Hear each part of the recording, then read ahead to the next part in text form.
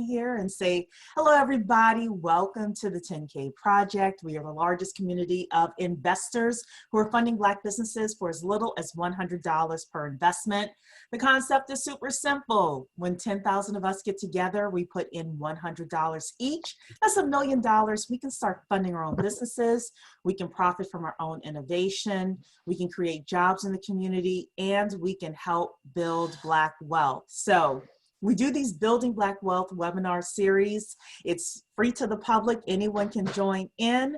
And we always like to feature a powerhouse and a great person. And we have none other than Lamar Wilson here of Sunjoined, who is here. So can I get a virtual hand clap for Lamar, please? A virtual hand clap in the chat. Hey, what's going on? What's going on?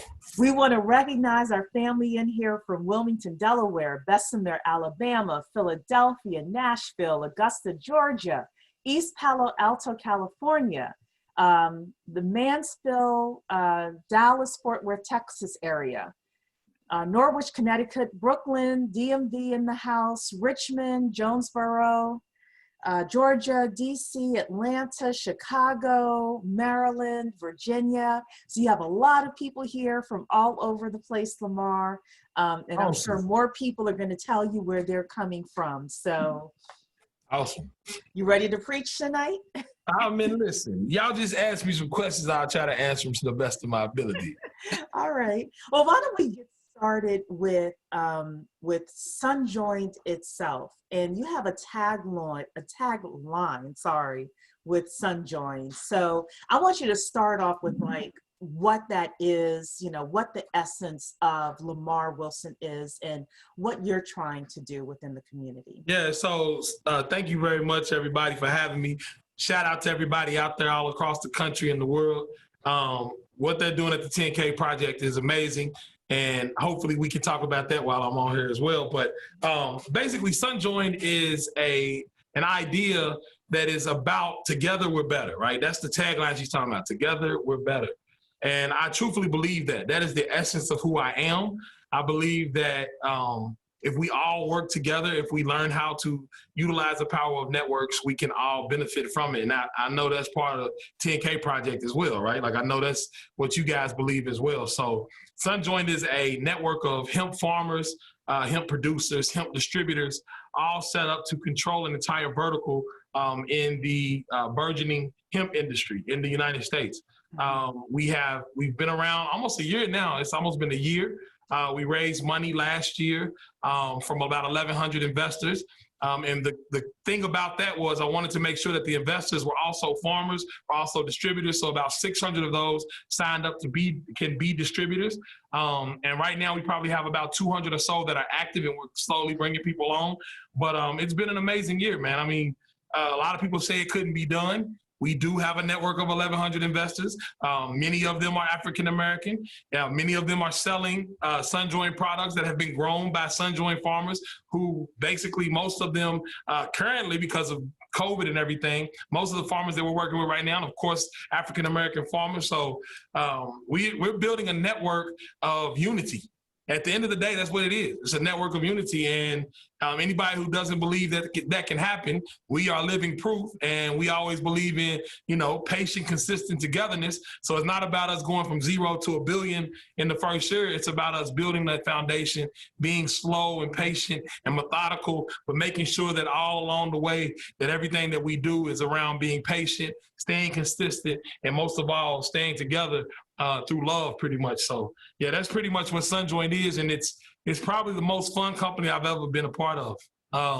I've built many companies, done many things in my entrepreneurial life, and this is almost like the dream. This is like, how can I work with the people? How can I get the people, number one, to invest? Thank God for the Jobs Act. Shout out to Obama. Yeah. And then number two, how can I not only get them to invest, but how can I make sure I give back to those people so that when they get stronger, the entire company gets stronger. And so those distributors that are really out there pushing it, many of them have already made back their investment plus. So that's the power of everything that we're doing. Because if we continue to build like that, we're allowing each one of those distributors to start building their own wealth, utilizing a system that of all of us working together from a foundational standpoint. So I'm hyped. I ain't gonna lie to you. Well, you have to be hyped to be an entrepreneur because there's ups and downs and, good and bad. And same thing with investing as well. So I've gotten into a couple of investments where I'm like, oh my goodness, private investments and startup companies where, you have to have that stick-to-itiveness in order to make it through the rough days. So I have so many questions for you. I do want to give Talisha and Eric a chance to ask questions too, but you said like 5 things on your opening, sermon. Whatever here. that's called. Yeah, the sermon. that we can dig into and I'd like to dig into. So the first one is, the fact that you talked about being slow and being patient and being methodical. And the 10K project is a group of investors. We're doing private investments into private companies that are going to take 7 to 10 years to grow. We're also working with an economist right now about the supply chain. And he said to us, okay, because our whole thing is, okay, how can we create a report that can really target the effect that the 10K project can have on the community? So we hired this economist. He's entering Howard PhD program next week. So, shout out to Eddie, the economist. And, he introduced me to this concept of linkage and leakage. And the fact that, and I'm not going to do it justice, it's going to be in the report that we release next month, but the fact that supply chain and the Black economy is like a balloon. And we have a hole in the balloon right now, and the air is coming out. And because of that, the leakage is happening where the money is not circulating in the community as much as it could. But when we fix the hole in the balloon, then the money's able to circulate. Yes, exactly. You got it. And then the balloon expands. So again, I hope I did it justice, Eddie. No, you did. Maybe if I didn't. But Lamar, I want to really talk with you about that, because some of us think this is going to be something where 2 months into it, then all of a sudden you're getting a profit back. Or or we can fix all of our economic issues in one term of one presidency, or even think that Washington is able to help to do it for us. Let me just say that, to do it for us. They can help us with it if they wanted to. I want to get another sermon from you. or just your impression about what I'm saying here about the supply chain and slow and steady, and how you're looking at it and how you're tackling it. Yeah, so that's huge, because I definitely am a person that I love the supply chain too. One of my past businesses called Hydro actually used block. We were the first people to take trade finance on an open account basis and put it to the blockchain, work with JP Morgan, and that all had to do with supply chains, right? So I'm really very interested in supply chains. And one thing that I understand from a Black wealth perspective is that a lot of times we are usually in what I call the middle zone of a supply chain. What we normally are in the point of products, right? We always have product, right? Somebody's making shea butter lotion. Somebody made a rap CD, right? Somebody made, Black Mama teas, right? So we're always in that product range. Even the Sunjoined tinctures that we have, we're always in that product range. The problem is that a lot of times we don't have the raw materials, the raw resources, which is at the beginning of the supply chain. I always say this: every supply chain begins from the ground. Whether it's raw materials like gold and silver, and right, or if it's seeds that you put in the ground, those raw materials come from the earth, and that requires you to own some land, right? So in oil or whatever. So those raw materials, we normally don't have a lot of that as African Americans in this country. And then on the other side of the supply chain, the third level, which is distribution, we normally don't own distribution channels. So what winds up happening is that we create these products, but we're buying raw materials, which are cutting into our profit, right? We're having to buy those raw materials. And then on the other side of that, we are passing along our product into distribution channels that are taking more of the profit. And a lot of times those distribution channels have gouged us. at the end of the day. You've seen it with record companies all the time, right? Master P, I hope everybody watches the Master P documentary. That's probably one of my favorite entrepreneurs of all time. But if you watch that, you start thinking about like the distribution angle. Here is this product that don't cost a whole lot of money to press up, that didn't cost a whole lot of money to make. They had studios in their houses, but yet somehow the people who made the actual product didn't make off with the lion's share of the money, right? They charged them in marketing and all of this other stuff because, you see what I'm saying? That part wasn't there. So if we're talking about, and when he's talking about leakage, that's the thing. That's when the leakage happens, because we're having to take our dollars and buy the raw materials because we don't have, great system set up for being able to bring the raw materials in. And then when we distribute it, we're getting beat over the head because, and here's what happens a lot of times, they already know you don't have the network. So they know you'll be willing to do anything to get the network. You'll sign a raw record deal. You'll sell your stuff for a little bit of nothing, right?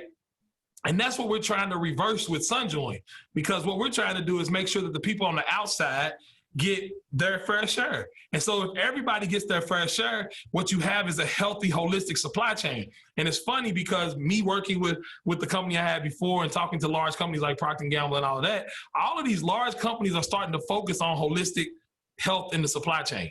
Like, you've heard of companies really getting doing really bad things to their suppliers, but nobody's doing that anymore because they understand a healthy supply chain creates far better efficiencies all the way up to the distribution level and all the way to retail, right? So these large companies are doing that. We're just starting our company from the ground with that idea that everybody's going to eat. And if everybody eats and we start healthy, we're going to finish healthy, and we'll be healthier, and we'll actually attract those people who are getting a raw deal in distribution, or we'll attract those people who are getting a raw deal for raw materials, right? We'll start attracting those people into our network that allows for us to have a supply chain that creates that closed loop. So like Ms. Vanessa Braxton is a prime example. She buys her materials from Sunjoined. Sunjoined grows the materials through their farm network. She buys the materials from Sunjoined, then Sunjoined takes those materials, gives them to Ms. Vanessa. Ms. Vanessa takes them, puts them into a product, and then guess what Ms. Vanessa does? Ms. Vanessa Braxton, if anybody doesn't know, Black Mama Tees, I'm sorry. She takes the products and sells them back to Sunjoined. Sunjoined makes sure we give her a fair price. Then we turn a price that she negotiates, and then we turn back around and sell that product through a distribution network to distributors who then sell it directly to customers or to retailers, and they're able to make money. So every step along that path, everything within that entire supply chain is really just coming back to itself, right? So we spend money with her, she spends money with us, and so on and so forth, and then we push it out the door into customers. And the cool thing is that as those distributors get larger, of course, they'll find other distributors to help them move what they're moving because they've gotten so big, and then it'll just continue to flow from there. And then here's the crazy part, right? This is the big dream, is that then we'll have a distribution network that spans the entire globe that is completely decentralized from the standpoint of every single one of the distributors is autonomous. You see what I'm saying? So they have their own, they have their own ownership, they own their own thing, but at the same time, just because they are a part of us, right? Because they're a part of our network, now we can take new products. So let's say Cherie has a new product that she wants to push and she can't get distribution in a regular way. We say, hey, Cherie, you know what? Let's take your ice cream and let's push it out to the 20,000 distributors that we have. Now, all of a sudden, Cherie has a market. Yes. And now, all of a sudden, her product can get into the hands of people all across the globe because she worked with Sunjoined, right? And that's the big goal of all of this, is to create that masterful distribution network. And I got some stuff that I'm going to potentially announce on here today. If you will allow me. But of course, absolutely. But I have a couple of things to interject as well. Yeah, go ahead. So I'm finished with my sermonette. So you can so that was sermon number 2, everybody. Number 2. So you mentioned Vanessa Braxton, Black Mama T. And I would encourage people to go and listen to Vanessa Braxton's discussion that she had with us a few weeks ago, where she talked about she doesn't buy shares anymore from the stock market. She's in pre-market shares. Towards the end of that discussion, it was like over 2 hours. But towards the end of that discussion, she said She wrote a check for $130,000 to a vendor of another ethnicity because she could not find a Black vendor that could make the bottles that she needed in order to put her agave in it. And I wanted people to hear that. If you are new to us, go back and listen to that, because what Lamar is talking about is filling in the supply chain from end to end, which is some of the things we're talking about as well. But we as a 10K project, we're not running any of this. However, we want people who are saying, hey, you know what? There's a part in this supply chain that I can fit into, to rally around companies like Sunjoined and Lamar, and then be able to come to the 10K project and say, I already have a network, I already have this. And as you're giving your pitch to, the community, all of a sudden you're able to say, because one of the primary reasons as a business plan writer, I can tell you, that people don't get funded is because they don't have a team. It actually has nothing to do with how great the product is, it's they don't have a team. But now all of a sudden, if you have a team and you have contracts day number one that you open up because you have this network, now all of a sudden you are looking a lot more viable as somebody that people would want to put money into. Right. So I definitely we want people to be strategic, and we within the 10K project will be strategic as well. It doesn't mean that we don't like your barbershop or your barbecue sauce.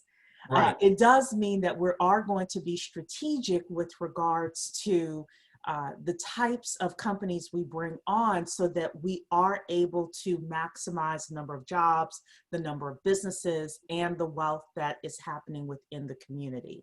So I definitely wanted to make sure when you mentioned Vanessa Braxton, that I mentioned that as well. So I have other questions for you based on your first sermonette. My second question for you is in regards to hemp. Yeah. Hemp is the cousin, of course, of cannabis, right? It is cannabis. I'm sorry? It is cannabis. It's the cousin of marijuana, but it is cannabis. Yeah. Okay. Well, my understanding is cannabis has some sort of psychotropic something. So hemp is it's in the family of cannabis, right? It's the family. It's marijuana and hemp. So marijuana is cannabis. Hemp is also cannabis. Marijuana has THC, but hemp has some THC, but not that much. Okay. That's why I called it the cousin, because I know that they're related, but I know that there was a slight difference. So, so talk to us about that as an industry and the fact that you chose that. What your thought process was, and how entrepreneurs or even potential investors would want to think about this industry, like what's happening over the next decade, and what can people kind of plug into? Right. So here's the thing, right? Cannabis, hemp are probably the only natural resource that African Americans have been set up to control from the beginning. And what I mean by that is that because of how we came up in this country, we don't really control a lot of anything, right? We don't control a lot of natural resources. But cannabis or hemp is something that we can actually grow on small amounts of land and create entire industries. So in hemp, you have medicine, which is, everybody knows about the CBD, CBG, all of the cannabinoids. You have building materials with the hurd, which is the stalk of the plant. You can make hempcrete, those kind of things. You have fiber, which can make clothes, which can make plastics. You have the seeds or the grain that can make food. You can do hemp milk and those types of things, hemp hearts. And even the leaves, people eat those as well because they're full of nutrients. So you're talking about a bunch of huge industries. And, I didn't even talk about that, biodiesel, so even fuel. So all of these industries can be affected by this one singular plant. And as African Americans are, and not even just African Americans, but people who don't have a whole lot, right? People who have come up in the lower socioeconomic class of this country can actually control that. We can control that that actual resource. So once we control that actual resource, that is where you begin this whole idea of building these verticals in the supply chain. So now we can go on the vertical of medicine, which we have the CBD. We can go in the vertical of building materials. We can bring out hempcrete. We can go in the vertical of clothing and toilet paper, right? And paper, right? We can go in the vertical of, we can go in so many different verticals and create so many different products. That's why it interests me greatly. There aren't too many plants that you can do that. Like with a tomato, you're not going to make clothes out of tomato stalk, right? You're just not. You'll eat the tomato, and then most people just leave the stalks and stuff out there and they die and go through the winter. But what you can do with a hemp plant, you can get the medicine off the top of it, which is the buds, and you can get the oil out of that. And if you grow it for seed, you can take the bud and the seed. Take the seed, you ain't gonna get as much good stuff in the bud if you got seeds, but you can take the bud and the seed, you got food and the medicine from that one plant. You can take that stalk from that plant and take the fiber off the outside of it and use that to start creating fabric. And then that herd you can make in the build, and that's one plant. So that's why hemp has been so, like, again, for me, it's about empowering a network of individuals. And the best way to do it, right?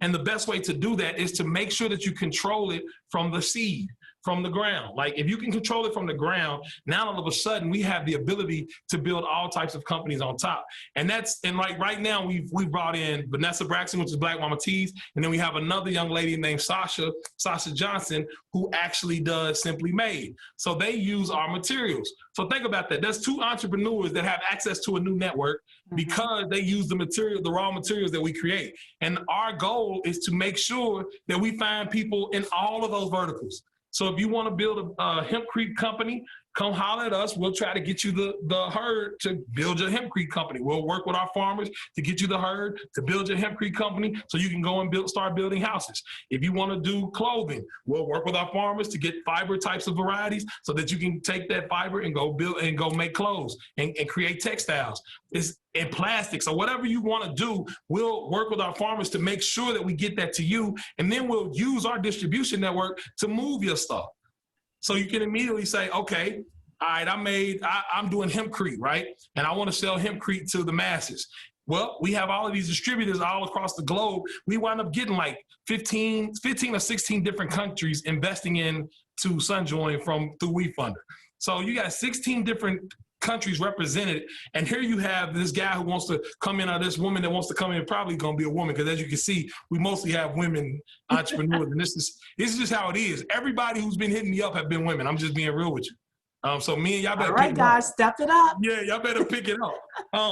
But so you have this woman that wants to come in and say, you know what, I want to make these hempcrete, and I want to have a market for it. So we can go to our distributors and say, hey, we got hempcrete. Can you get it into your local Home Depot? Can you get it into your local Lowe's? Can you get it into your local hardware store? Start to sell the hempcrete for this company, because the more the distributors sell it, the more they can make, and then the more they make, the more we continue to grow for it. So now all of a sudden we have this closed loop supply chain that we control from the ground up.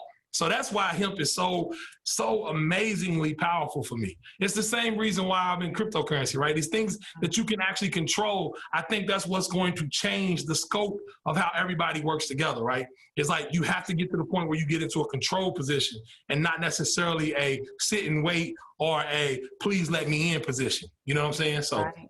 Well, so I will say two things. Number one is interesting you mentioned crypto. So I'm going to put a contest in here for the next 23 minutes, or sorry, 33 minutes. That's how long we have left with Lamar for an hour here total. So the person who asked Lamar the best question in the next 33 minutes gets either a $10 Amazon gift card or $10 worth of Bitcoin. Your choice. That's not even a choice. Like, if somebody picks an Amazon gift card, I can't say that. Listen, I'm not that person. I don't like to should on nobody. I don't want nobody to should on me. So I'm not going to tell you what you should do. I'm just going to say Bitcoin all day. Whoever said that, that's what I would say too.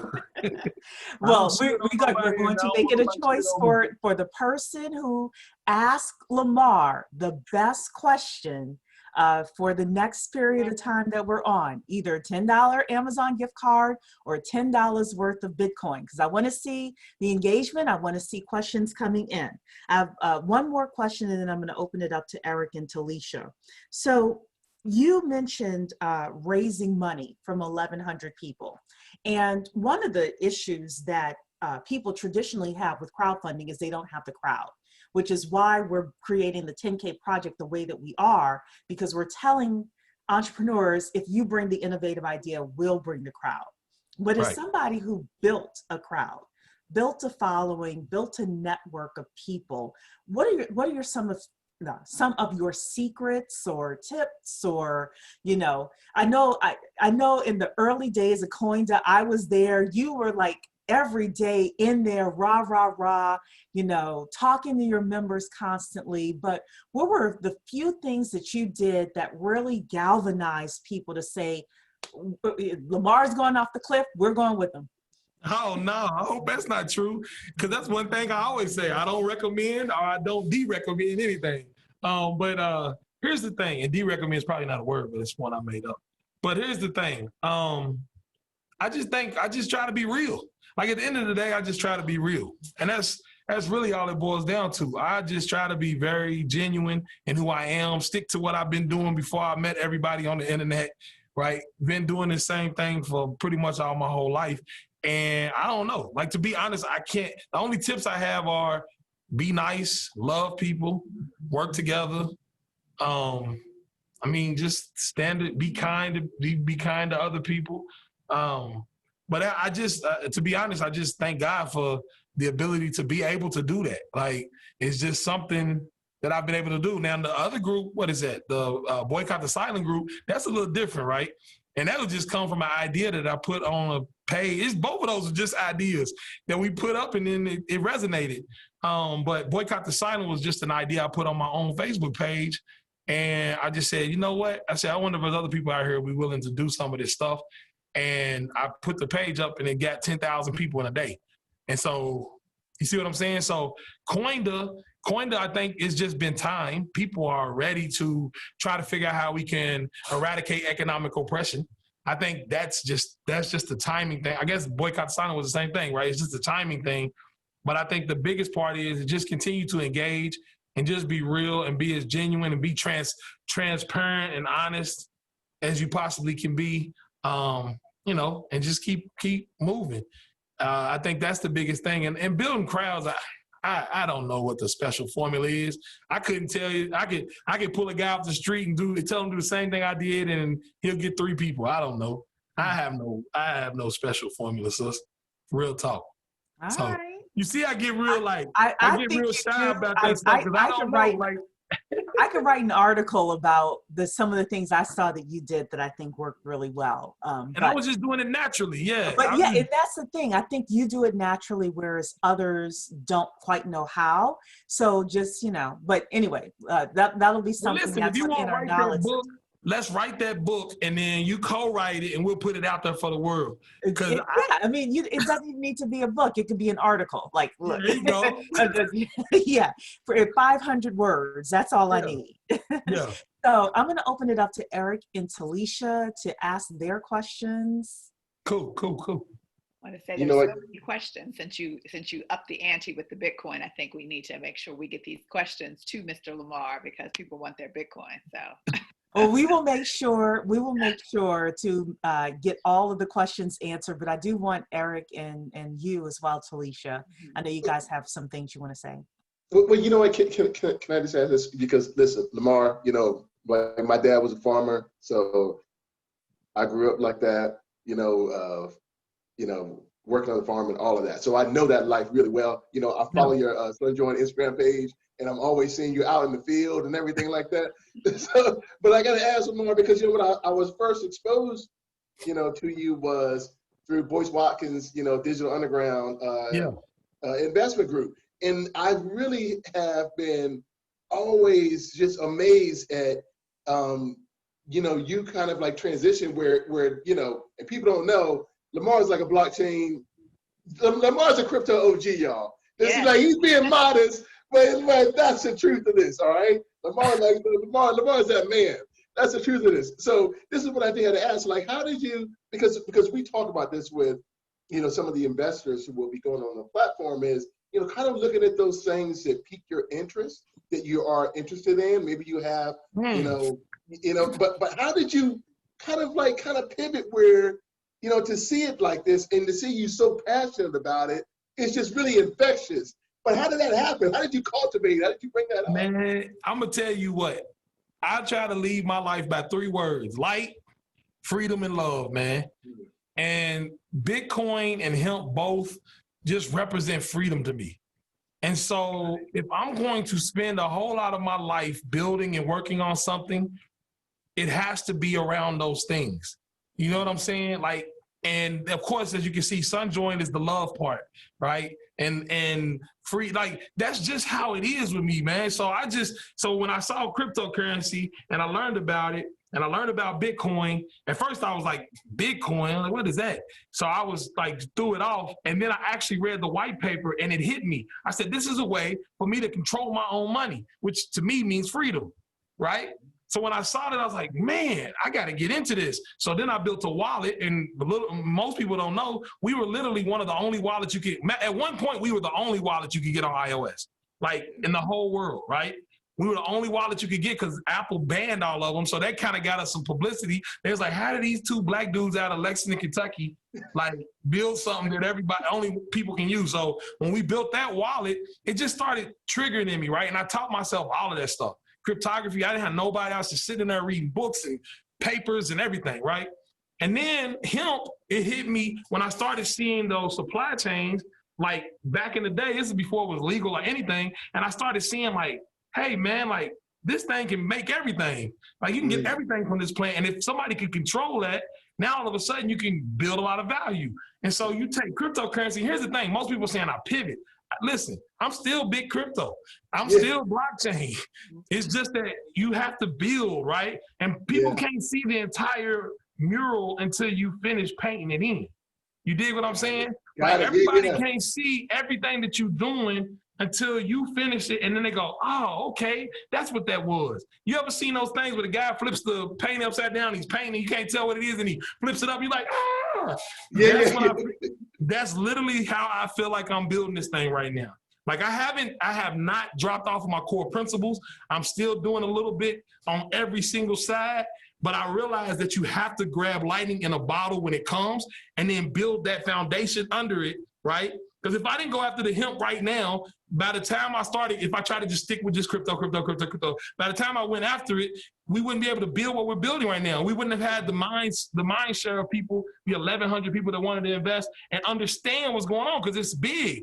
People are falling off, right? It's just like crypto. Crypto, I saw it. Crypto was like boom, boom. And right now in hemp, if you go in these hemp groups, it's not as hype. Right? It's people are coming down, even though nothing has changed about the plant. Like just like with Bitcoin, nothing changed. The protocol's still the same. The cannabinoids are still there, but people's mindset and their psychology does this. So you have to catch those waves when they're there, and then be able to take it and bring them all together. So that's why. I have to give a shout out to Black Blockchain Consultants right now. I'm going to put it in the chat. Since there are a lot of questions about Bitcoin and blockchain in the Q&A as well. So shout out to Black Blockchain Consultants, blackblockchainconsultants.com. If you want your weekly dose of blockchain from our point of view, all I can say is get in there. Go ahead, Eric. You have other things? No, that was it. That was the main one. Okay, Talisha, you have an opening question? Yes, I do. Thank you very much. You say that you're a serial entrepreneur, and I've known you for quite some time, and I've seen different ventures. So as you traverse those, and you say you kind of build on everything, how do you know when the right time is? So like you said, right now, do you just seize the moment, or do you just feel like this is where you're at right now, and then you just kind of go forward? It's all gut. As a person who is interested, like I had to teach myself how to program. I bought my first duplex when I was 22. So like when I feel it, I just do it. You know what I'm saying? Because to be honest, I just feel like my life's too short. Like I can't sit here and worry about like, oh, it's not gonna work out, or all of that. Everybody's life is way too short. And here's the thing, I love babies and old people. Like, it's just, those are my loves, right? The people in the middle, they think too much. Yeah, right. You know what I'm saying? Yeah, they all right. But I love babies. And when you talk to old folk and you sit down with them, they'll literally tell you, like, they just wish they risked more. They wish they would have took more chances. And I'd be like, shoot, I'm going to take the chances of the things that align with my core beliefs. Like, around freedom, around love, right? Around building in unity and bringing people together. Like, I'm always going to, if I see something and it aligns with my core belief, I'm gonna go after it hard. And it might look crazy to some people because they're like, why don't you just keep going down this path? And it's like, no, because I saw that once I got the knowledge from this path, I can take that to this other path. And that's literally how everything has been working with me. All of the steps that I've made along the way, all of those different things have gotten me to this point of Sunjoined, which is the most fun company I've ever been a part of in my life. So, love to hear that. Okay, so new rule for the $10 prizes of either Amazon or Bitcoin.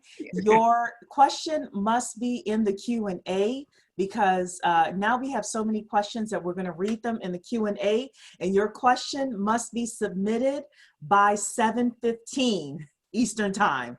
So you got another 6 minutes to submit your question. And here's I'm the going to thing. do, Can I add, if somebody asks a hemp question, I'll give them $10 of Bitcoin. so there are people who have asked a couple of hemp questions. So the best hemp question and the best crypto question, because I see a lot of people doing crypto, but if whoever asks the best hemp question, I'll give them $10 from my stash. And there's a friend of mine who I gave $10 a few years ago, and it's worth $800 now. Woo-wee. He put it up on my post. So, so I'm you not got saying another what it's going to be worth in the future, but you got another 5 minutes in order to get your questions in. They must be in the Q&A. And Lamar is giving $10 for the best hemp question, $10 worth of Bitcoin. And 10K project, you have your choice. And it's just best question overall. So we're going to do rapid fire, Lamar. Ready? Sure. Yes, All righty ma'am. then. Sandra, is Sunjoined still accepting funding? That's her question. We will be opening funding back up in the fall. And I think we're going to get oversubscribed. I truthfully believe that. How do people get on the list? How do Yeah. people get on the list for that? Go to wefunder.com/Sunjoin and hit follow. Okay. And that's the easiest way to go about doing it. You could send in an email, but most of y'all don't check emails like that. So go there, and that'll put you to the site where we'll probably be raising, unless 10K gets going. 10K gets going. I'm telling you right now, we're going to 10K. Woo-wee! So let the SEC approval come through. Yeah, exactly. Yeah. Okay, Shannon, what is the initial procedure to get into the hemp CBD, I guess, industry? So to get into the industry or get into Sunjoined, like to sell your products? She just says hemp CBD, so I guess it's the industry. Oh, so for us, it's real easy. You just go and become a distributor and you can sell the products. Like, that gets you directly in. Right now we have a deal going on because of COVID where you only have to pay $10 for the year and you can start distributing, because we wanted to give people an opportunity to make income while they're at home. And so a lot of people have taken us up on that. And again, they've made their money back, right? Like, you only got to really sell a bottle or two to get that $10 back. So. Oh, Martine is asking, how do you stay consistent when you are building your online community? I mean, y'all seen, some of y'all know, I'm a builder. So that's been difficult for me because I wasn't setting out at first to build an online community. I've never really set out. That's not been my thing. It's just what it is. So being consistent, you just have to force yourself to go live. It's really what it is. I think most people don't understand the power of live. I think Cherie definitely does. I think the whole 10K project definitely does. But most people don't understand the power of actually connecting in that way, visually and verbally with someone, and not just writing a lot of post up, right? I think that's the only way that I try to remain consistent, is to make sure I do a few lives, even though when you're building, it's hard. Like, when you out actually doing something, it's hard to like stop and go be with, but you have to know like this part, and the people who have supported you are what has gotten you to this point anyway. So you got to give back to the folk. Yeah. And I will say, I put my lives in my calendar. So I'm hopefully going to be able to go live tomorrow on Instagram and all the other platforms, and just put it on your calendar. That's one of the best ways to do it. So Yeah. Veronica is asking, does Sunjoined participate in any drop shipping? So listen, y'all heard it here, and I'll never say this anywhere else, but people have been using our platform to drop ship. I tell them not to, but there are people who are using it because it's easy to do. We've made it very, very easy for our distributors to go in and order product, and some of them have been using it to drop ship. But we will have an announcement here soon, and it's not the announcement I was talking about earlier, but we will have an announcement here soon that makes that even easier. Right now, most people are just kind of hacking the system, and I don't mind. Like, again, we family, right? Right. It's like if somebody want to come get extra apple out of the refrigerator, that's fine. They the ones making the money anyway. You go make your money. Do what you got to do. So, L Justice is saying, I'm in a rural area and I have 3 acres of land that is already cleared. Can I grow hemp there? well, it depends on the state. Make sure the first thing you do is go look at your state Department of Agriculture and make sure that you can grow hemp. Figure out what are all the stipulations. Most states have some type of licensing you have to go through. There are only a few that don't have any really at all. But most states have some type of licensing or at least some type of registration. So make sure, depending on your state, you check with them first. And yeah, of course you can grow hemp. If the state says it's good, you can grow hemp there.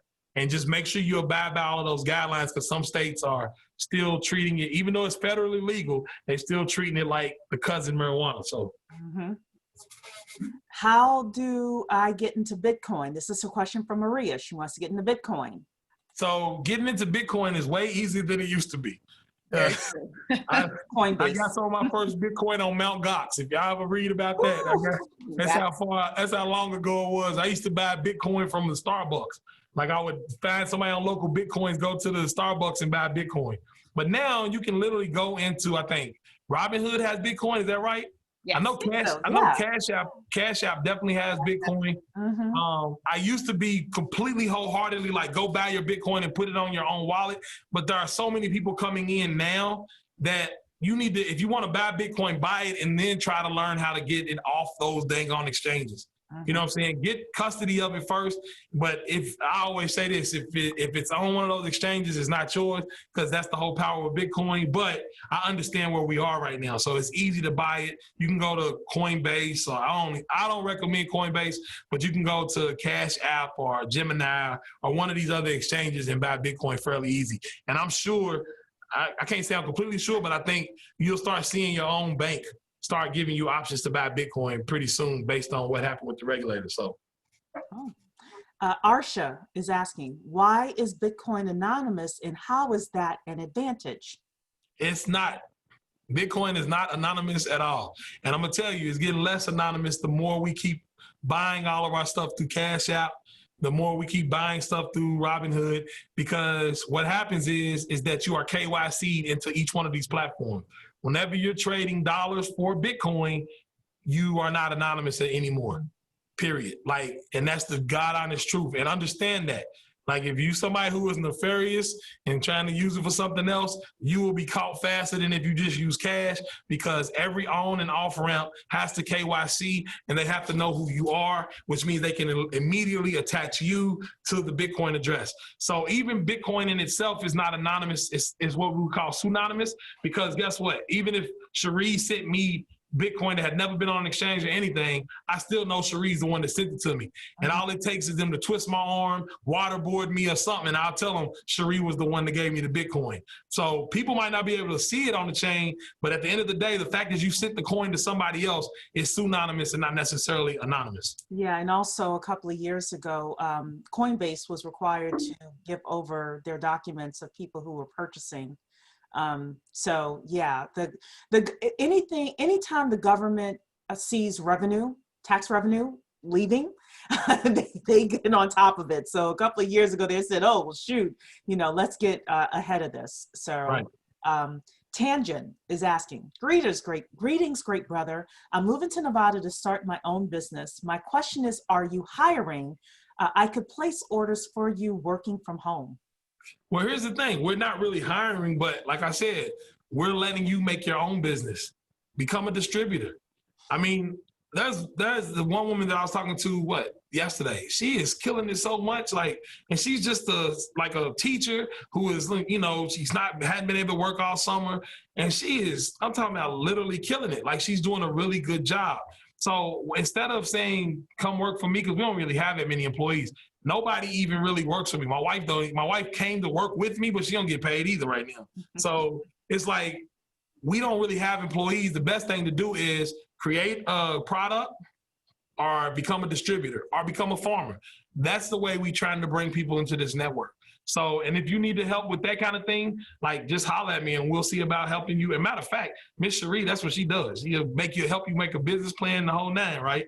And get your business started. I do, as long as you're not raising money on the 10K Project platform. Yeah. You can't have clear. Yeah. Yes, that is my, so people have been coming to me and then they're like, oh, no, thank you. Right. But we're going to have a network of business plan writers. Anonymous is asking, what's the difference between supply chain and blockchain? Huge difference. So huge difference, right? Blockchain is just, I'm going to tell y'all like it is. Blockchain is a technology, period. Like, it is a technology. It's no different than saying I'm using MySQL. And that's how I really feel about blockchain. Right? It is a very specialized piece of technology, but it's a technology. A supply chain is more of a thought. It's more of a system of things that are connected. So a supply chain is literally like I said before, from raw resources all the way into the sale. So from whatever it takes to make a product, creating the product and manufacturing it, the logistics that goes into distributing that product out to the distributors, and then that out to the retailers, and then that, of course, into the customer's hands. That's what you could call a supply chain. And so each step along the way requires a step before it. A blockchain is a series of blocks that are all connected to each other that basically are on a distributed ledger that allows you to put those transactions together in an ordered way, and that they all come to some type of agreement or consensus based on whatever operations that they have decided, whatever algorithm or operation the blockchain has decided to put them in order in. So that's the difference. Those are the two things. So I will say $3.1 trillion industry. That's how big blockchain is going to be in the next decade. So again, Black blockchain consultants, if you want to learn more about it, I'm a plug Black blockchain consultants, because there's going to be a lot of money made in blockchain. So Antoine is asking the question. I've read it. I'm going to try to reread it, and I might end up changing the order of it a little bit. So Lamar, how can we, or how much will it take to strategically, I guess, invest in the hemp industry? And then he's asking, invest in 10 families in each of the 50 states, and how could that close the wealth gap? So he has a lot of different questions. No, I get what he's saying. So I think he's asking, how can they invest in the hemp industry by taking 10 families? So we did some of that last year before we had Sunjoined, right? We brought a group together of people. I think the total of it was like 200 or something, because we also brought in One Love Cooperative.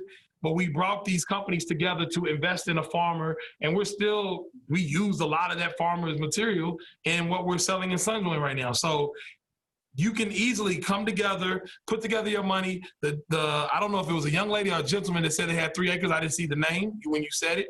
The young lady that had the 3 acres, I think, find that person, and then you guys come together and you can invest in a hemp farm and grow hemp together. Because that's the thing. I mean, some people have land that don't have a lot of inputs, right? And then some people have money and don't want to be out on the land.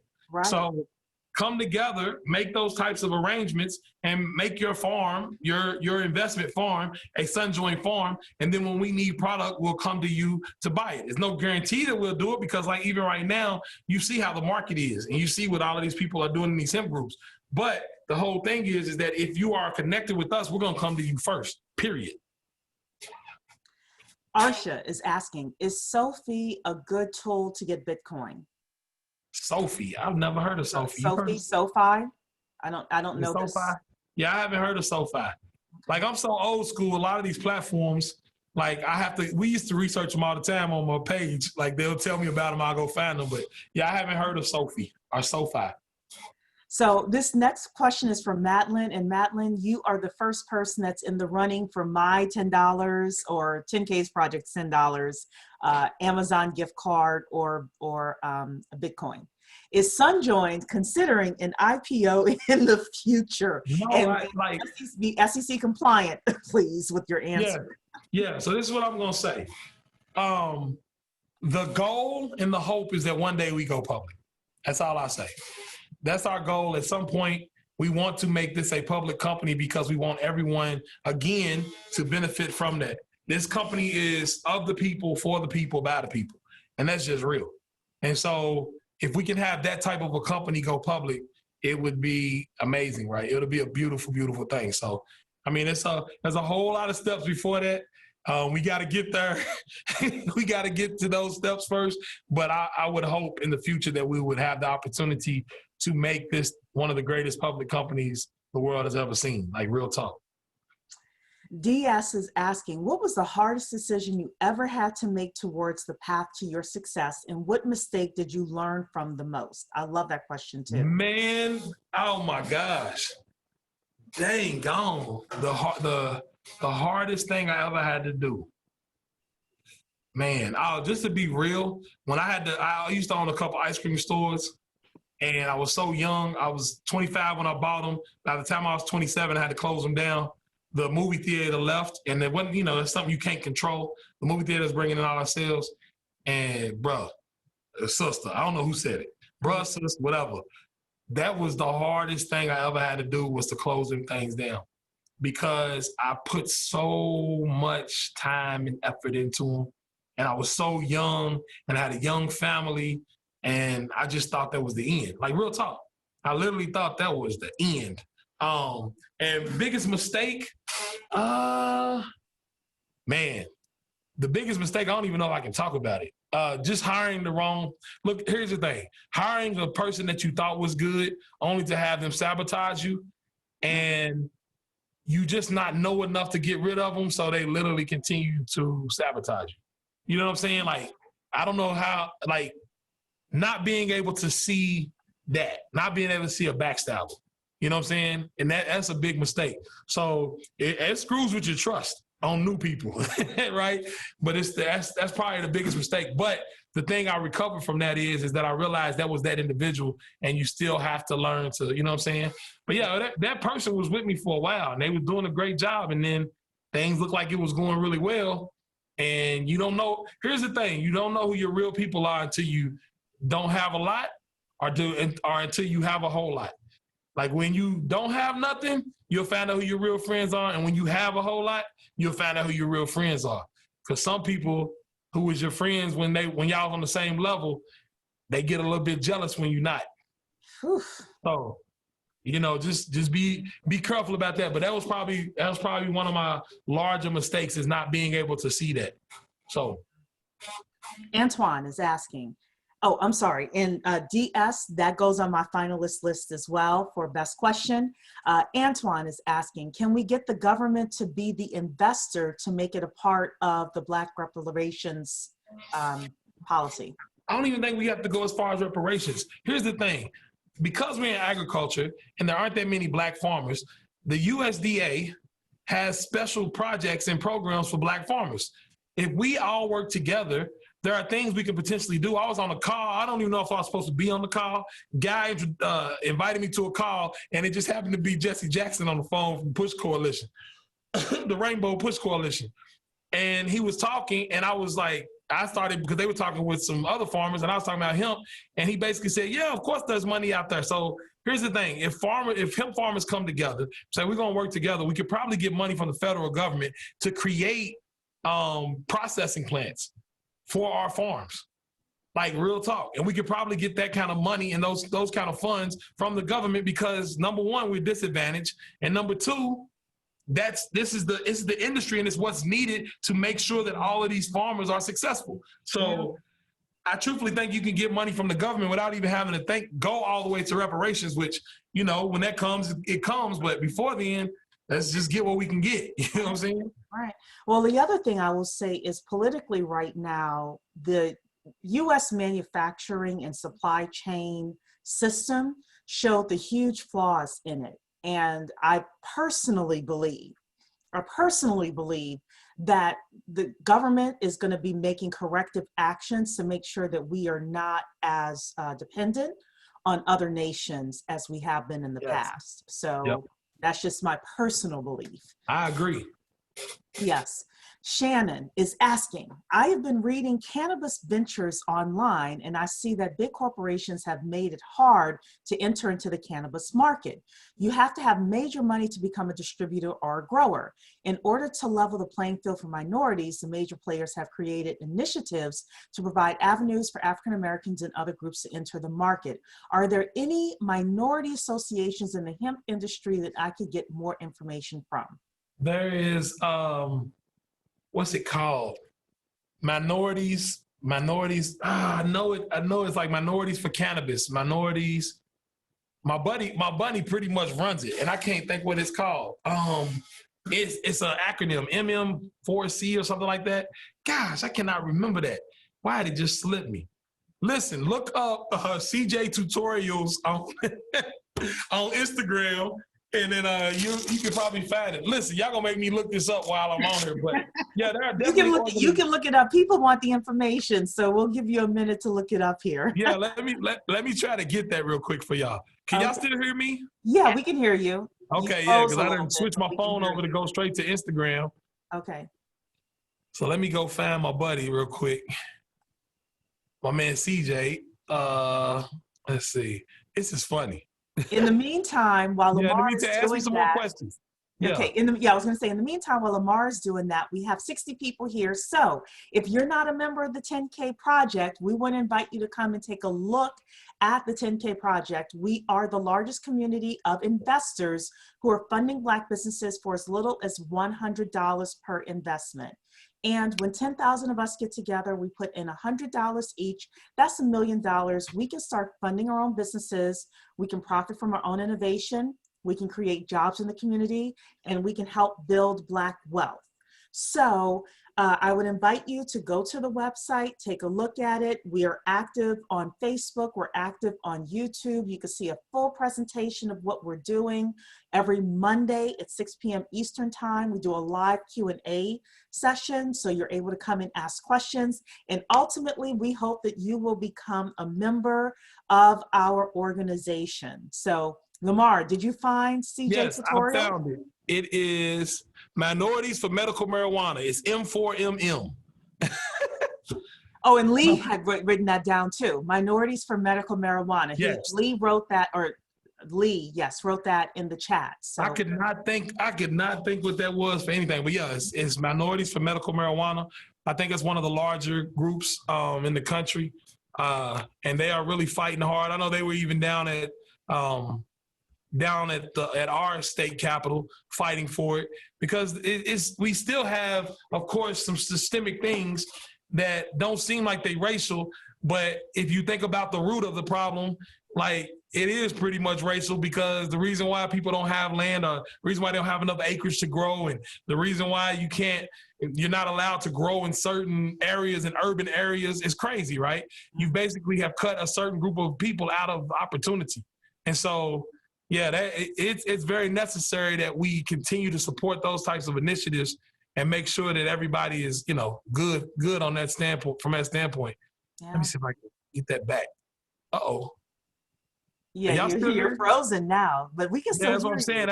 You're frozen, but it's a great photo of you, so we'll just keep it moving. Oh, yeah, you're back now. Okay, perfect. All right. Okay. So Charles is asking, does the cost of obtaining and maintaining a processor permit seem reasonable? Why or why not? Yeah, in Kentucky, it's not bad. It's $3,000 a year to process flour. It's only $500 to process like herd and fiber. I heard in Georgia though, they're acting crazy. Like, I heard they are charging $50,000, $25,000, and that's crazy. Oof. That's nuts. That keeps a lot of people out of the market then. Yeah. Definitely. And that's the thing. Virginia probably has from what I know, right? Virginia probably has one of the easiest ones, because in Virginia, you just have to register. So there's no application, anything. You just go and tell them, this is where I'll be planting, and you pay, I think, $50 and you get to grow. So if you're in Virginia, get going. In places like in Tennessee, you have to have a license to grow, but you don't have to have a license to process. So you can just get to processing right now, like real talk. That's one of the things I've even been thinking about. And I don't want to leave my old Kentucky home. You know what I'm saying? I've been here my whole life, but Tennessee's right a little bit away, and they're a little bit more free. And so it's like, I might just go down there and take my business and my taxes to Tennessee, and that's just real. Yeah. You know what I'm saying? Because that's the great thing about the United States is we have mobility. If we don't like one state, we can go to another one. Yeah. So yeah, a lot of companies are leaving California now for Texas and other locations. So yeah, I mean, sometimes, so I do every once in a while listen to a guy named Grant Cardone, and he talks about, especially if you're young and you're single and you don't have kids, don't be afraid to get up and move, right. Because sometimes one of the greatest impediments to your success is you're in the wrong physical location, So right. With that, Jean is asking, Lamar, would you consider I hope I'm saying this right, terpenes or any other phytochemicals to utilize 100% of the plant a viable market? Yes, I think so. Because here's the thing, I'm all into whole plant, full spectrum. I like the whole plant. I have never in my life smoked marijuana. For most people, that's odd to even hear. Never, ever. All my partners, they smoked it, sold it, everything. It was never me. So I've never smoked marijuana, but I am a big believer in understanding that the cannabinoids, the terpenes, and everything as God created them work together to create the medicine. You know what I'm saying? It's like you don't take a tomato and just rip out the riboflavin and that's it, right? You eat the tomato for everything that's in it. You don't just say, okay, I'm gonna break it down to the riboflavin and that's all we're gonna have out of this tomato. So I think that's the same thing with the plant. And terpenes there are over 100, I think most people say over 100 plus cannabinoids. I say 117 plus cannabinoids, but there's about 100 cannabinoids in the plant along with the terpenes. And those terpenes have also proven, because the terpenes are what give it, most people don't know what terpenes are. I'm gonna say it real quick, give it its taste and its smell. So most people don't understand aromatherapy and all of that. Like the smell from the linalool of the lavender, that's what gives you that feeling of calmness with lavender, is because of the smell. Well, many different cannabis strains have terpenes like that as well, that have a certain smell that create that type of aromatherapy, right? So I think the whole plant is very necessary. Oh. Most people don't like to taste it though, sometimes. Jackson is asking, my family owns land in various states. What would you suggest as a way to create generational wealth? Oh man, listen. So I know Cerise heard me say this many times before.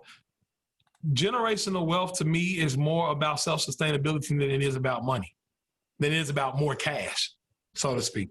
And if you have land and if you invest in things that are self-sustaining, so I have this idea of investing in basically shipping containers that can grow 5 acres worth of food, right? So that you can grow it perpetually without having to worry about the weather or anything like that. You can hook it up to solar energy and use the water from the actual air, use rain. To create this sustained environment. If you start to do those types of things and invest in sustainability, then what do you need money for? I always say, if you can get everything else that you spend money for, think about it. Everything we spend money for, electricity, food, water, shelter, if you can invest into those things and own those outright so that they continue to give it to you perpetually, why do you need money?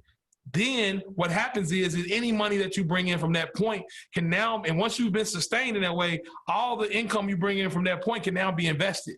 It can be invested in the 10K project. It can be invested in all of these other things because your lifestyle is sustained. And so for me, that's the goal, right? That's the goal. Like it's to own the home that you live in. Have gardens and greenhouses that provide your food. Make sure you start moving into solar energy. I've been looking at these Tesla power walls and all of that. I ain't heard really the best reviews on them yet, but I've been trying to figure out what's the best way to go about doing that so that I can become so self-sustained that any income that I bring in is not going to do anything but be added to me being able to grow that from a wealth perspective. I always say, if you can learn to live like the Mennonite or the Amish people, if you learn to think like that and learn to be self-sustained in that way, that's the way those cultures have sustained hundreds of years. Mm-hmm. And you see them on buggies and people laugh at them, but you got to think to yourself, these people are on buggies and they doing all right. Mm-hmm. And it's 2020. And it doesn't matter who's in office. Right. It doesn't matter what the tax code is or anything Nothing. like that. And they done moved up a little bit. They got cell phones, you know what I'm saying? I seen them in McDonald's, but that's because now, if you go to a country town like in Kentucky, most of the barns are built by the Amish or Mennonite people. So I always say this, they don't need the money, they own the land, they built their own houses. So all of them barns that they're building for $30,000 or $20,000, where is that money going? Right in their pockets. Right, and that's what I'm saying. I'm like, we're gonna look up one day, and they're gonna be the wealthiest people in the entire nation. They might be already, they just don't show it. They just don't show it. Yes. You know what I'm saying? Like, and if we get that mentality, if we start to understand it from that perspective and not worry about flashy stuff, you know what I'm saying? And just boiling ourselves down to having what we have. Yeah, I think that's the best way to do it. You got land other places, start making investments into self-sustainability, period. Somebody anonymous here is asking, what's the most powerful thing about the hemp business for the Black community? The fact that we can control the actual resource. Antoine is asking, how can I get my 15-year-old daughter and her K-pop team involved in the hemp industry to create generational wealth? 15 years old. No, that's dope. My son helps me grow. Most people who watch my channel, they see he's out there with me all the time. Shout out to Quan. He just turned 18. My daughter, all of them help. You can do that. If you have a little plot of land and you're in a place where they allow you to grow hemp with them. I don't care if they can put it in a couple square feet or whatever outside your house, on your roof or whatever. Grow the hemp with them. And then take the hemp and show them how to break that hemp down and create products. They can start to sell those products immediately. Another thing they can do in the hemp industry, you get them a distributorship and let them start selling the products. Let them sell it to their grandmother and their grandmother's friends. You know what I mean? Like, that's how you get them going. I used to sell Hallmark cards door to door when I was 12. You know, they was black Hallmark cards though. They was like, it's like a black distributor. I had the black Hallmark cards, you know, the ones that look like Cabbage Patch. I was gonna say, was it real Hallmark or was it generic? Yeah, I ain't gonna say it's generic. I don't know what it was. When I was a kid, I saw a card and I went and sold it door to door. So, I mean, just get them doing that kind of stuff. You know what I'm saying? It wasn't the mahogany brand, I know. Yeah. I think it was before the mahogany brand. I think it was like whoever was making them before mahogany. I'm sure it was. So Charles is asking, and Antoine, your 15-year-old daughter question, that went on my list for finalists for one of the best questions. So Charles is asking, why do you think hemp/cannabis related, what do you think, of hemp/cannabis related stocks? Hemp Inc., Aurora's Cannabis Inc., etc. So as far as the stocks go, there are competitors. Let me just be all the way real with you. They are in cannabis right now. And so I don't really, again, like I used to do in crypto, I don't recommend, and I'm not going to recommend or not recommend any of these companies.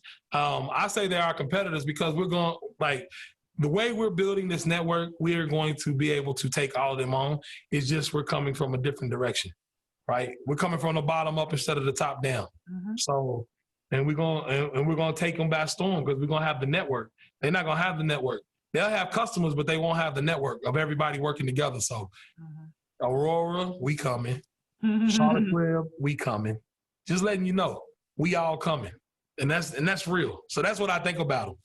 So my thing is if you want to get a chance to get a part of the We Coming, wait till fall and go jump on WeFunder. Yeah, look, Talisha put in the WeFunder, everybody in the chat, so definitely go check that out. Right. Doron is asking, I have a business that specializes in savory cannabis culinary products.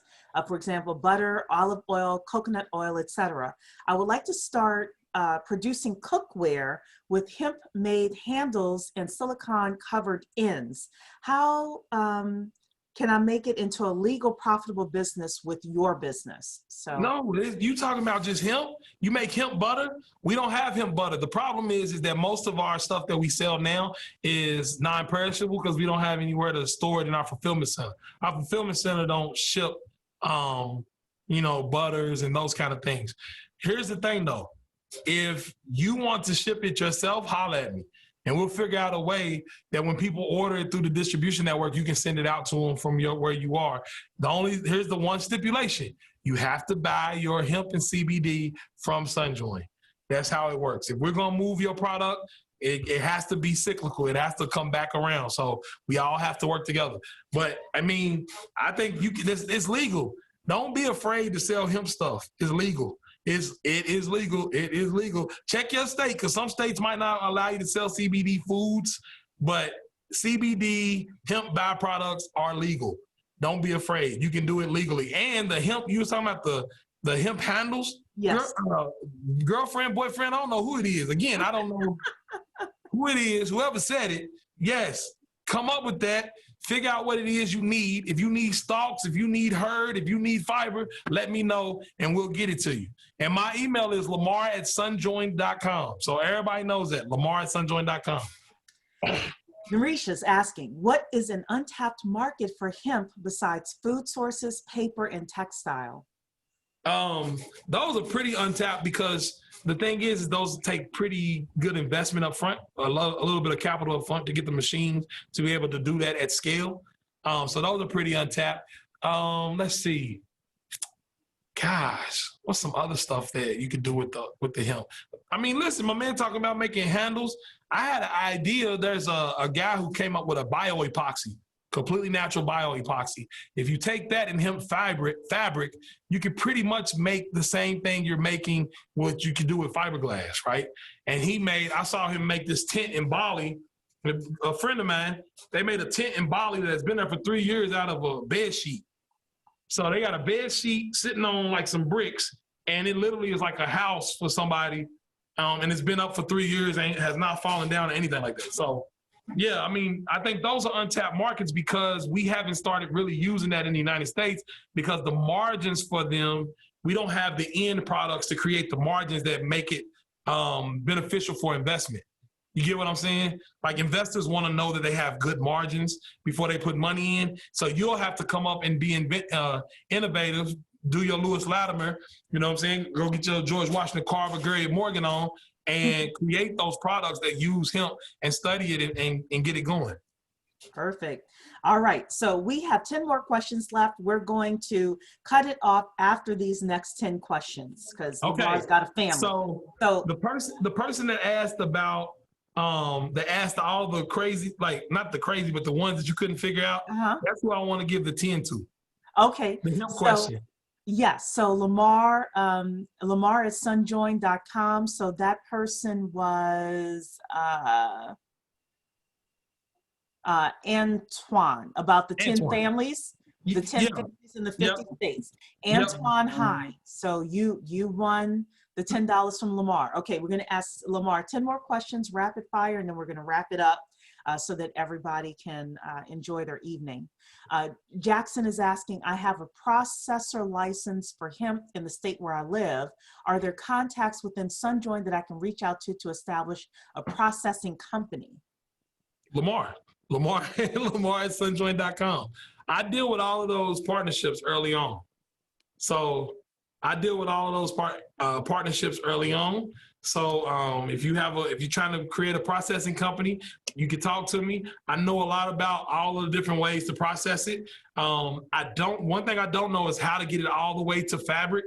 I'm talking to some, what do they call them? People that make spindles. They basically spin the fiber together. Spinstress, I think is what they call it. I'm talking to some people like that, trying to get to some artisans that can create yarn out of the fiber. But yeah, just holler at me. We'll talk. You let me know, and then we'll tap you into the Sunjoined network. All right.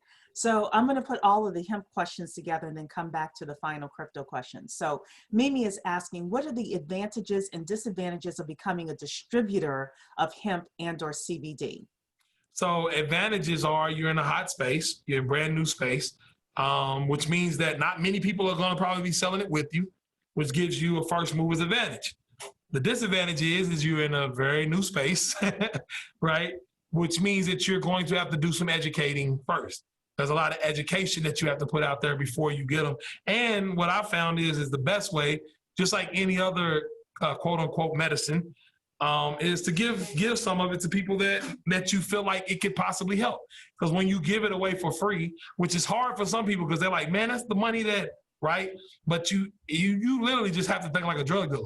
Like, real talk, let's just be honest about the situation. You have to give it to the people that could actually use it and benefit from it, so then they see that it works. And I'm telling you, every person I've given a free bottle to, they have come back and said, Lamar, where can I get this? And then I send them to some distributor, because we don't sell directly to anyone except distributors. So those are the advantages and disadvantages. It's a new market, and it's a new market. So you are a finalist, Mimi, for the 10K Project's $10. So yeah, Anonymous is asking, what states are you supporting? This person came in late to the webinar. So what states are you supporting? From a distributor standpoint, we had 7 farmers. I mean, I can't say 7 farmers, more than 7. Last year, when we first did all of this, we had people in 7 different states, right? We were literally, I know y'all seen some of the lives, some people that have watched it. We were putting together a Sunjoined University to bring more people in to teach them so we could send them out to all their states. Then COVID happened. So this year we've been working with farmers in North Carolina, farmers in Kentucky, and we still have a couple in Virginia, but a lot of people are just not really trying to grow this year because some people are still sitting on supply from last year. So if you want to distribute, that's every single state. If you can distribute in your state, you have to check those laws yourself. We'll sell to you because we can sell to anybody, our CBD. But as far as like the farming, we'll work with you in any state as well. If you want to farm, just let us know. I am the founder of Sunjoined. Sunjoined is a group of... It's our dog. Like watching my video. Oh, okay. I was like, where did that come from? Okay, so Johnny is asking about his Sunjoined merch, saying he missed the opportunity to get his Sunjoined merch, and will there be another window? You ain't missed your opportunity. Just go to merch.Sunjoined.com and use the code if you're an investor. He says he's an investor, so. Yeah, you ain't missed the opportunity. It's always open. I gave everybody a one-time use code. If you were what I call a high roller investor, you get a hat, right? If you were I think it's $250 to $1,000, you get a t-shirt. If you're $1,000 or more, you get a t-shirt and a hat. And so those investors that have those codes, you go in and use them. I've already put you in the store. Anybody else who's on here, if you want to go buy some Sunjoined merch, you are happy to do so. It's merch, merch.Sunjoined.com. If you're an investor, your email should already be in. If it's not, make sure you use the email you used on WeFunded to invest, and you'll be able to get your stuff. So you didn't miss out, Johnny.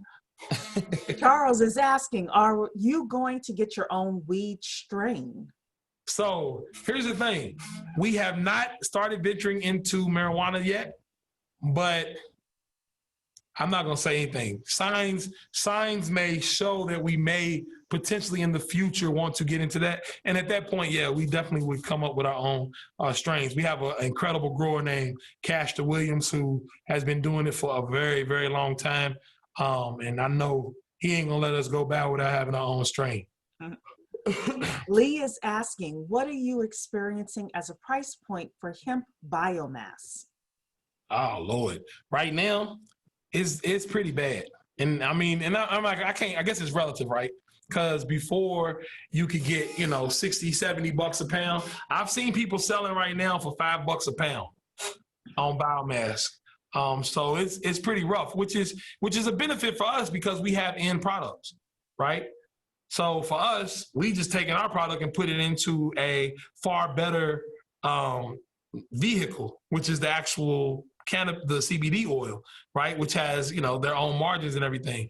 But most of the farmers, because they have so much supply, what supply and demand does, it drops their price down tremendously. Here's the great thing about Sunjoined though. We pay the farmers that we buy from a little bit more, not even a little bit more, probably a lot more than they can get on the market right now.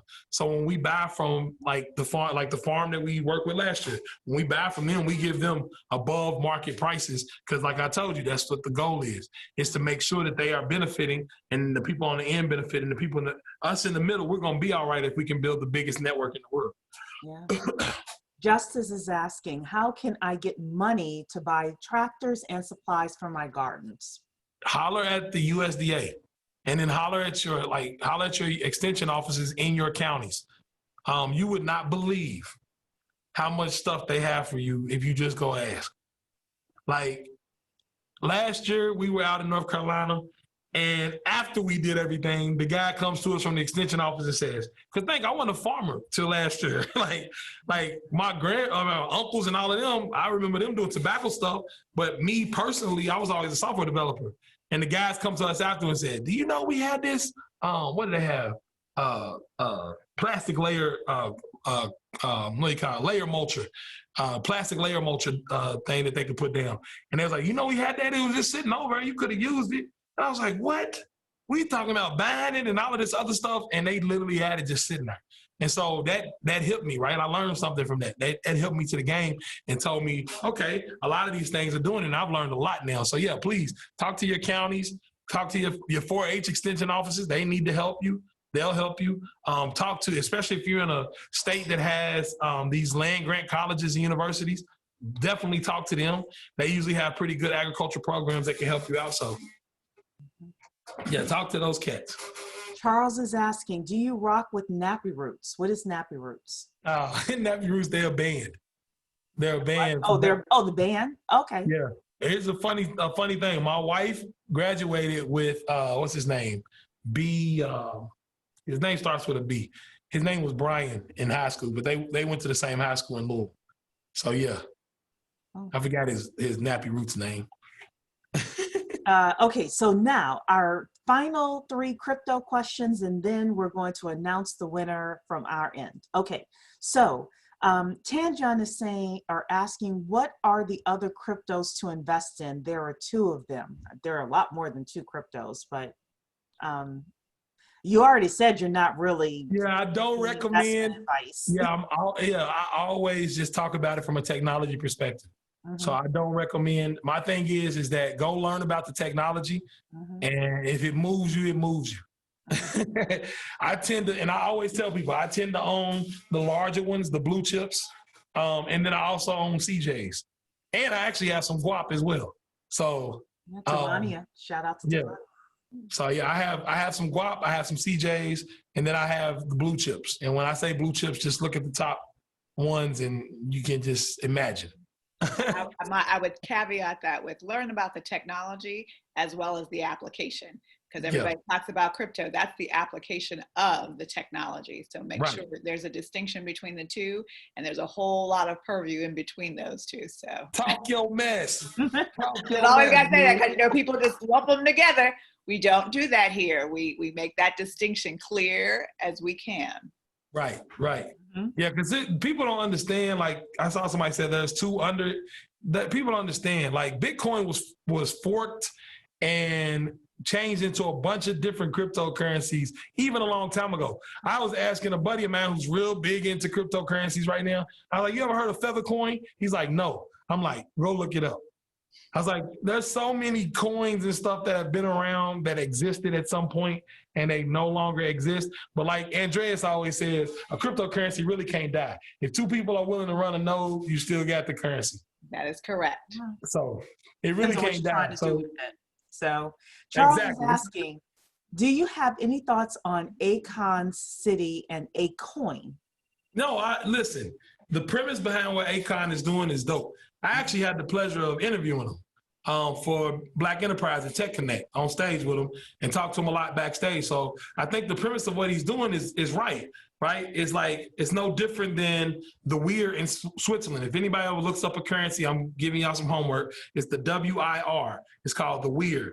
It is a local currency that was used in Switzerland that actually helped Switzerland not deal with all of the economic instability that the rest of Europe dealt with. Right? And if you look it up, you'll see how powerful it is. So Akon basically inside of another country is creating his own currency for his area, which is powerful because currencies literally are the manifestation of the connectivity of the people who are in your economy. That's all it is. It's the current, right? It's a current of a currency. So what that does is that almost creates a closed loop, because if you can only use a coin within Akon's community, then if you have those, you have to use them there. And it ain't no different than a gift card.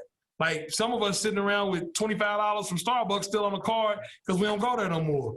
And we can't use it, right? And if we gonna use it, we still gonna spend it with Starbucks. So that's the thing. Like I think it's from a premise standpoint, it's powerful.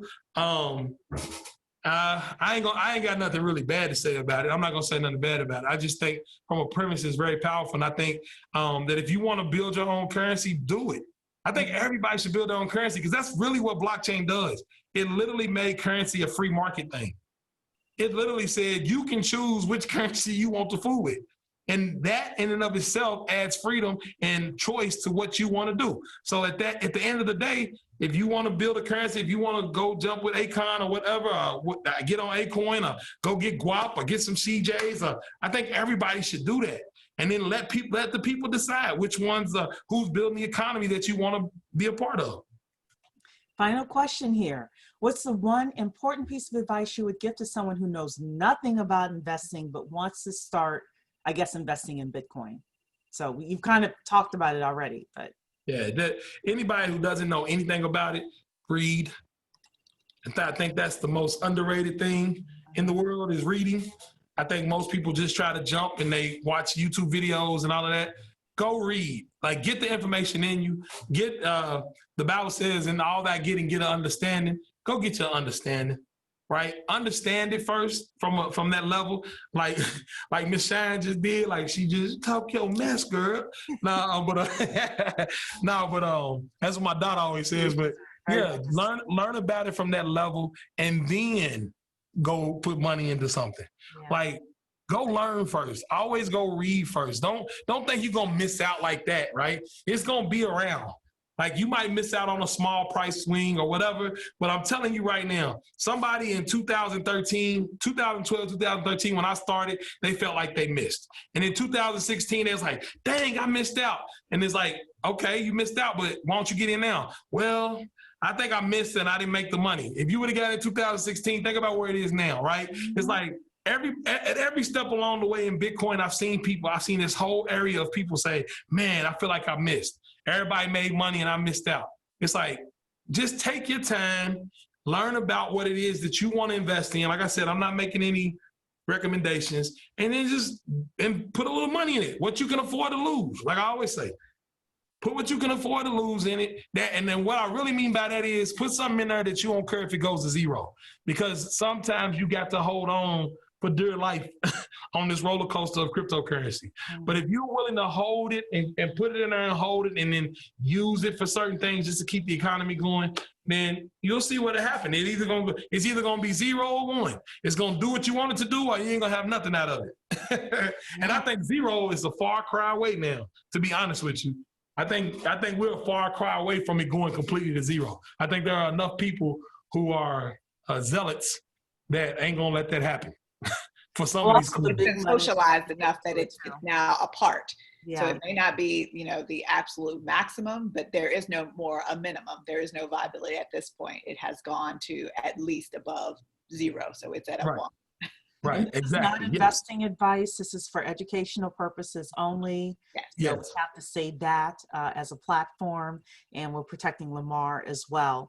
So with that, I want to thank everyone for being here. Mimi Muniz, your question about the advantages and disadvantages of the hemp industry. I love that. So you are the winner.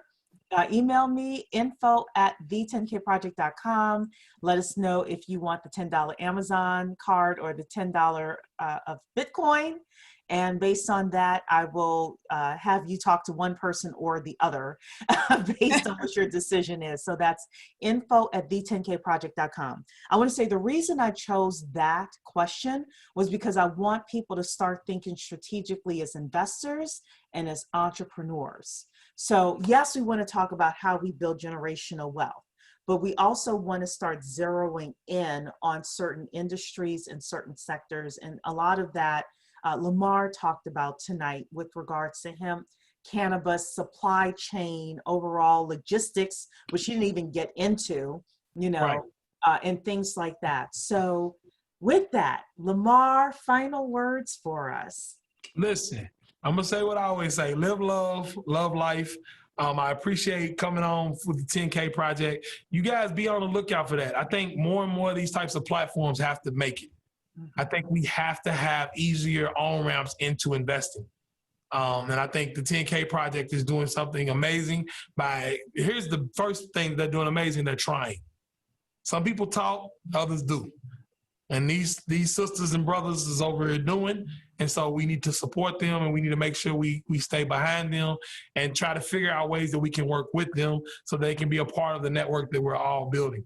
So thank y'all, man. I appreciate it. It's fun always. I always like coming on with y'all, just chatting. I know I've been knowing all y'all for a minute. I done hugged some of the people on the panel. Yes. I haven't met you in person yet, but I know we will one day. I do want to let everyone know that the legendary Dr. Dennis Kimbrough is going to be on with us for the Building Black Wealth Seminar. You've met him? I'm going to officially fan out next Tuesday at 7:30. I'm just letting everybody know right now. But, we put the information in Eventbrite. You are on the Zoom, then you're in our email system, and we're going to be sending out the replay for Lamar as well as other announcements in there, and also the Eventbrite,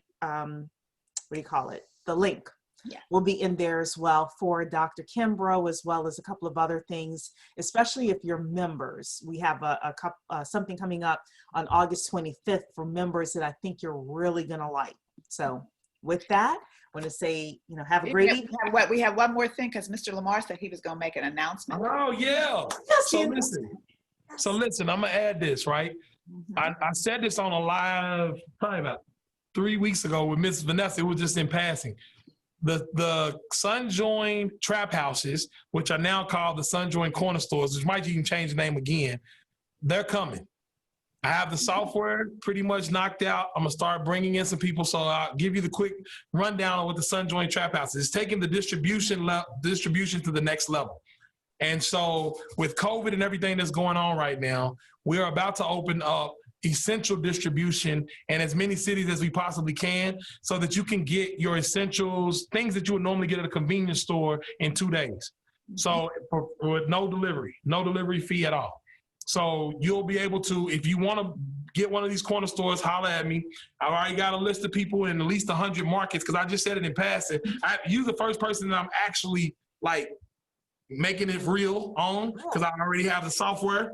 But basically, if you want to get a corner store, what you'll do is you'll load up your corner store, you'll load up your garage, right? Or whatever you have. If you have a little spot that you can put some stuff in, and then you'll get the orders and you'll just deliver them in a 2-day span. It allows for people who are stay-at-home mothers, people that are have been laid off, to make a little bit of money, and not even a little bit of money. If they get their entire imagine that if they get their entire block, and most people spend $200 to $400 a month on these household and essential goods, they get their entire block, and you get 100 households, that's $20,000 to $40,000 a month that can come to you without them having to go down to a corner store that provides leakage. When we're talking about that leakage, now that money's going out of our community, because usually it ain't us that owns the stuff in our neighborhood. So if you are the person that owns it, you go get everybody on the block to buy from you, and you make sure you're on time, and you make sure you're great about what you do. Now, all of a sudden, you created a business for yourself, and also created in a way for that money to stay within the community. When we put those types of things on every block in the country, now we have outlets for people who want to make products.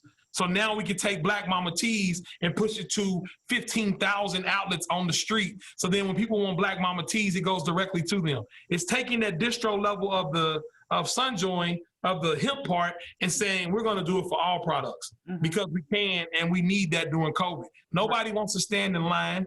Nobody wants to go to the store and put on masks and fight with people that don't have on masks, and then get in an argument with the person that coughed on you and look at the little kid. Like, nobody wants to go through all of that and sit out in the parking lot in long lines. Nobody wants to do that.